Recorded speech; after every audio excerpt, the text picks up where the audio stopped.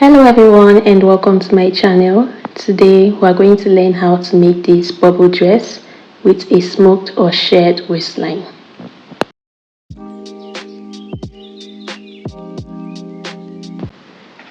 Now we'll start by marking our start line, as you all can see. Now when I was making this dress, my tape was not so good, so every measurement I'm taking is from my 10 inches mark. Now from the start line I came down to mark the chest line. The chest I'm working with is 9 inches and not 8, so I went ahead to correct that. After that I came down to mark the bust line, and from the bust line I came down to mark the under bust line. Now everything that we mark on this side, we're going to mark it again on another side to get a straight line. So I'm marking the chest line, the bust line, the under bust line. Now I came down from the under bust line to mark the waistline as well. I marked it again on the other side. Now from this waistline, I went ahead to locate the midpoint between the waist and the hip. That's going to be where our shearing or smoking will stop. So I marked that point, and I also marked half an inch for joining allowance. And I marked it again on the other side. Now that we're done with all this, I went ahead to connect all these points with a ruler.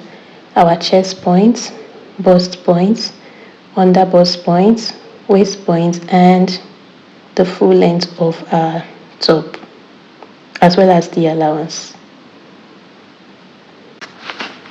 Now after ruling the lines, I went ahead to label the lines, as you all can see. Now the first thing we're going to do after labeling is to come in by 3 inches for the chest neck width, and I came down by 1 and 3 inches for the neck depth. 1 inch is for the back neck, which I am connecting, and 3 inches is for the front neck, which I am connecting. Now the next thing I went ahead to do was to come in by 1/4 of the shoulder measurements plus half an inch allowance. On the chest line I went ahead to mark the same thing, and then I connected these 2 points together. Now on this straight line I found the midpoint of it and came in by half an inch. And on the chest line I marked 1/4 of the bust measurements plus half an inch allowance. Now using my curved rule, I'll connect this point to the midpoint and the midpoint to the top to form the front armhole. For the back armhole, you just connect from the chest point to the straight line that we have. Now on the shoulder line I came down by half an inch for our shoulder slope, and from that half an inch we'll connect it to the neckline to form the shoulder slope. Now above the slope I'm going to come up by half an inch and connect this together. This is going to be for joining allowance of the shoulders. Now that we're done with that, it's time for us to mark our round body measurements. On the chest line we're going to mark 1/4 of the bust measurements plus 1 inch for ease, as well as 1 inch for our sewing allowance. The same thing I'm marking on the chest line, I will mark on the bust line. On the waistline we're also going to mark 1/4 of the waist measurements plus 1 inch for ease and 1 inch sewing allowance. Now to get the full length, I will go ahead and find my hip points and mark 1/4 of the hip measurements plus 1 inch for ease and 1 inch for sewing allowance as well. Now on the bust line I went ahead to correct my measurement. I added half an inch extra, which was what I corrected. Now after that I just went ahead to connect all the points together, as you all can see. Now using our hip line, I've gotten the full length of our top. Now here I just went ahead to highlight the under bust line, because from the under bust to the end we're going to be shearing that. Now after that, from the under bust I came up by 1 inch, and using my curved rule I connected it back to the under bust. Now this is because on the front of this dress you will notice a curved design on the midpoint of the under bust. So that's what I went ahead to do. Now after that I went ahead to draft the slit that we have on the front of the dress. Now I don't know if I mentioned this, but this pattern is for both the front and the back, okay? So I don't want my slit to end on the under bust, so I came up from my bust line by half an inch, and using my curved rule, as you all can see, I connected it like so. So using my pen I just went ahead to blend this line out. so that it can be more visible. Now we are done with the pattern. This one I am highlighting is for the back and this is for the front. So we'll begin by cutting the back and we'll use it to cut out our pattern, and then we'll go ahead and cut the front. Okay. Now on this side we are going to add half an inch for joining allowance, and for the front, after cutting it out, we'll also add the allowance. Now this is what we're going to use for our shirring. As you all can see, I've cut it out.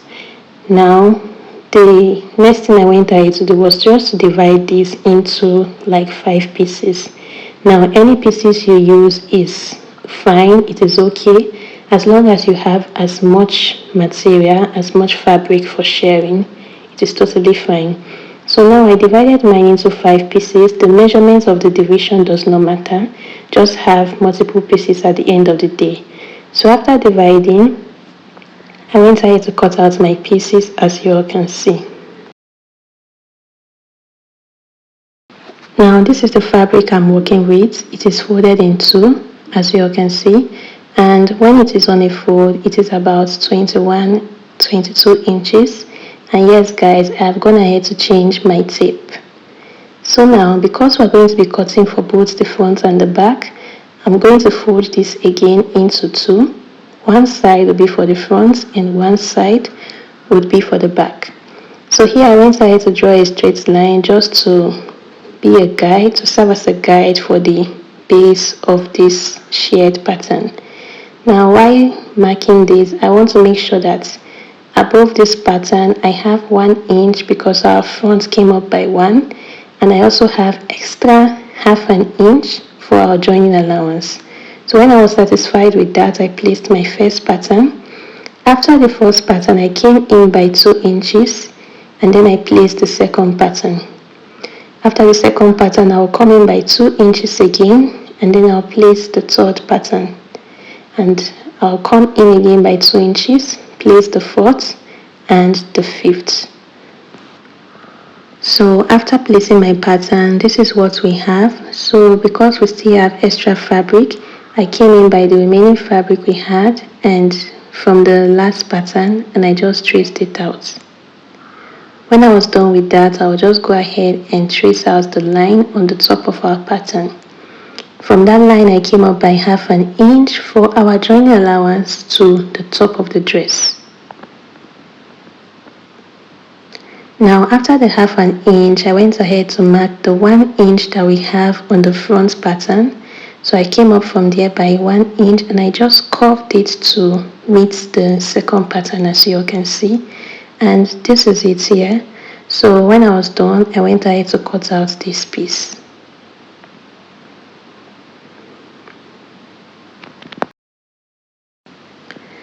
So as you all can see, while cutting, I followed the front line so as we can achieve that 1 inch above the bust line. And when I separated the front from the back, I'll go ahead and cut off that 1 inch from the back line.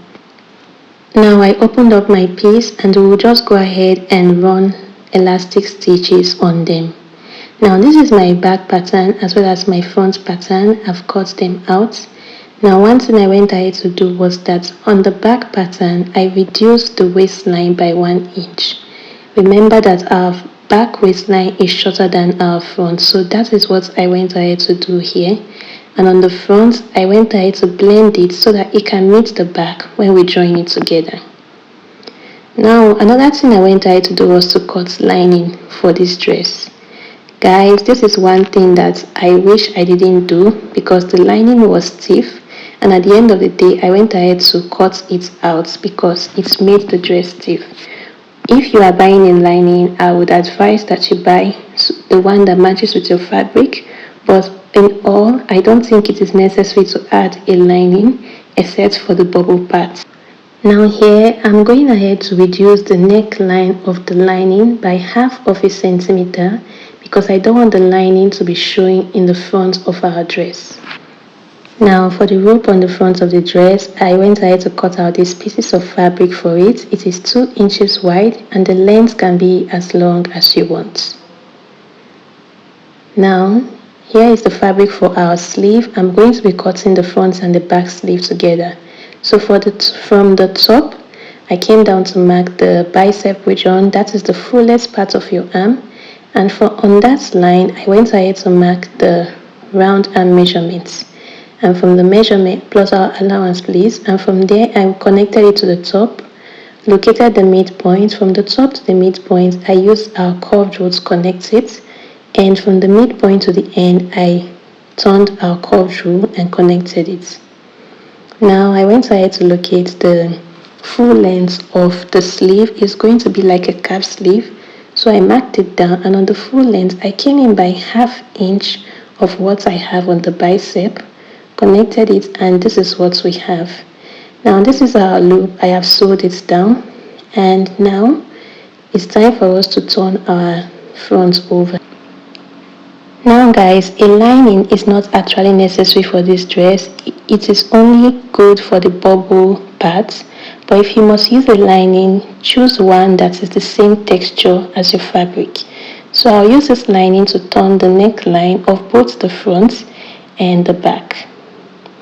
Now as you all can see, I've gone ahead to turn it over, and this is what we have.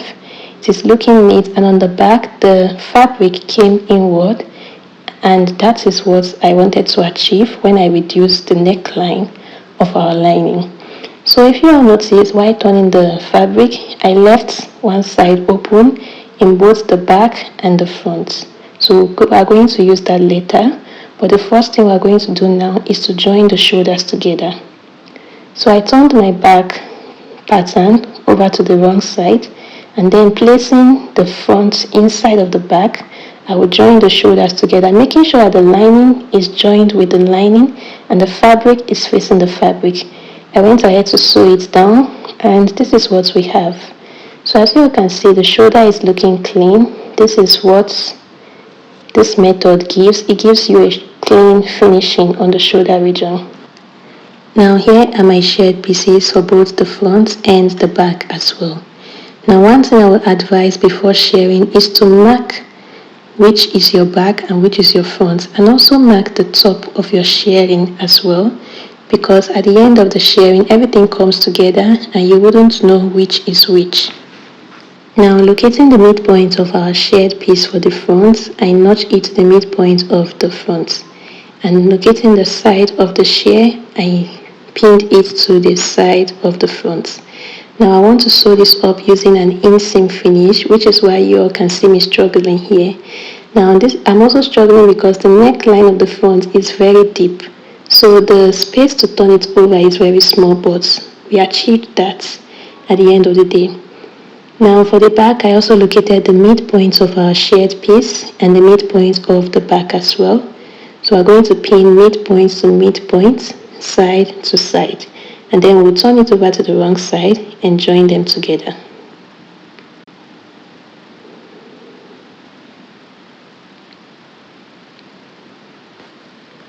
Now after sewing, this is what we have for both the front and the back.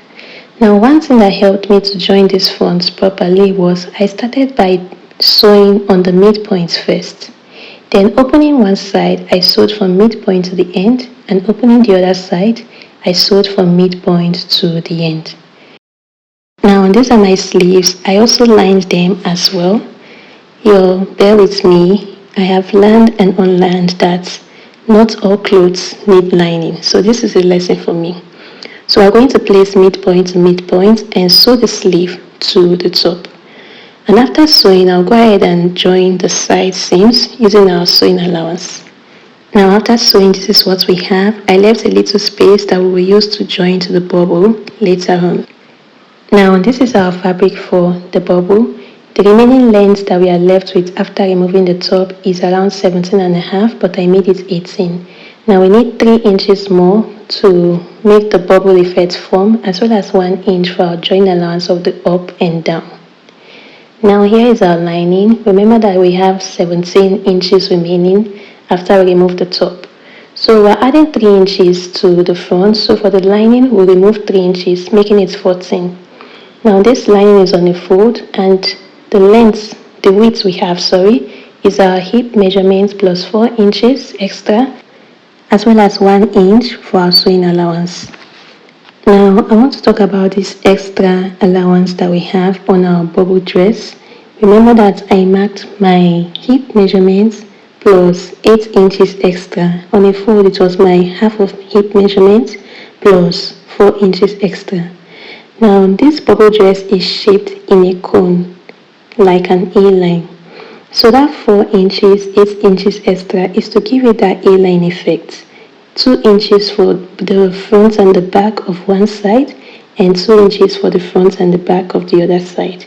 And at the end of the day, those extra allowance gives you that A-line effect, gives you that cone effect on the base of your bubble.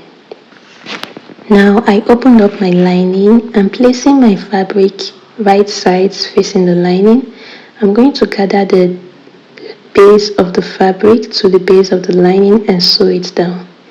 Now I have sewn it down and this is what we have. So I'm just turning this over to the right side. After turning this over, I will join the top of the fabric to the top of the lining and sew from the top to the down.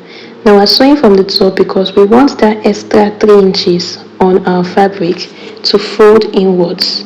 So if we sew from the down, the 3 inches would go above the lining. We do not want that. Now here I will just go ahead and run loose stitches above the lining and the fabric.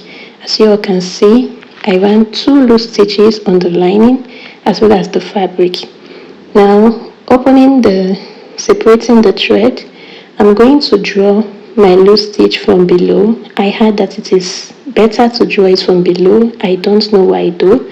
So after drawing my thread, this is what we have for the lining and for the fabric. Now after gathering, you want to make sure that this your gathered piece is at least your round hip measurement plus 1 inch extra.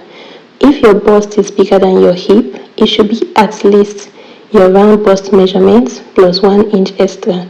Now this is because whatever we have here, even if we join it to our shared piece, this is the extent that it can expand. So you want to make sure that it is enough to pass through your bust and pass through your waist and hip as well. So the same measurement you have on your fabric should be the same on your lining as well.